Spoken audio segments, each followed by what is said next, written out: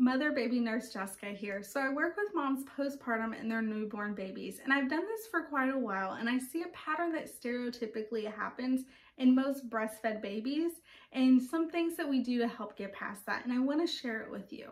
So most babies, they come out and they feed really well the first time or two. I'm talking they may feed for an hour at a time, and this is really normal. And then they come over to postpartum and baby's really sleepy. You have a hard time waking them up. You may have to get them completely naked in just their diaper and really bug them to get them awake. And parents are like, they fed really well over there. What's wrong? What can I be doing better? You're not doing anything wrong. It's a natural part of it. They go through that sleepy phase and it may last 12 to 24 hours. And then they wake up and they are super hungry. All they want to do is eat. They cluster feed like crazy. We talk about second night syndrome, to where all they're wanting to do is eat. It may be you breastfeed them for 30 minutes and then you get up and go pee and you come back and they are acting like they are starving, or they fall asleep on you and you go to take them off and all of a sudden they start acting hungry again. And I want to kind of talk about both of those, sleepy phase and the cluster feeding stage, and different things that you can do. So if you think about running a marathon, right? You run and you run and you run, and you get done and you eat and then you go to sleep. That's kind of what they did. If you think about how exhausting the laboring is, pushing out a baby, they went through that too, and they're really tired. So kind of give them a little, breather. The saying, sleep when babies sleep, is very true. During that sleepy phase, continue to try to wake them up. Try to feed them every couple hours. But if they're not acting hungry, or if you can't get them on and it hasn't been a crazy amount of time, then go ahead and take a nap. Try to get some sleep. Drink water and go to sleep, and just try again in a couple hours. Know that this is normal.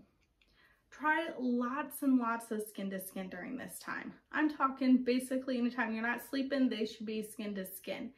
This is really helpful because if you think about turkey on Thanksgiving morning, you start smelling it and you're like, oh, that actually sounds really good. I want some. Or maybe coffee in the morning. You start smelling the coffee and it's kind of waking you up.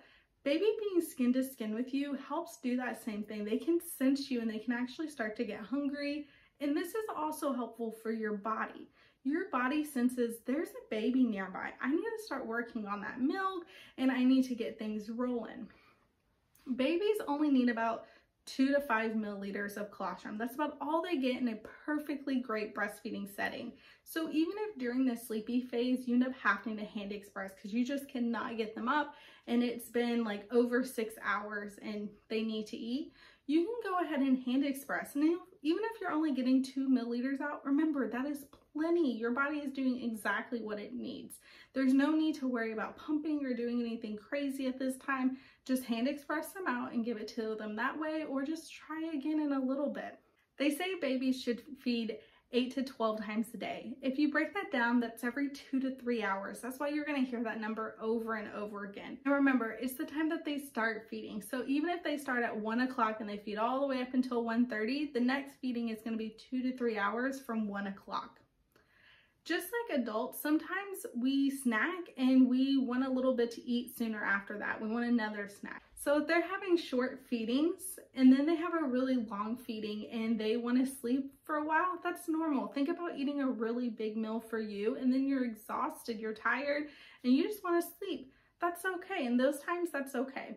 Now, if they had a short feeding, like snacking, like we would probably be hungry sooner.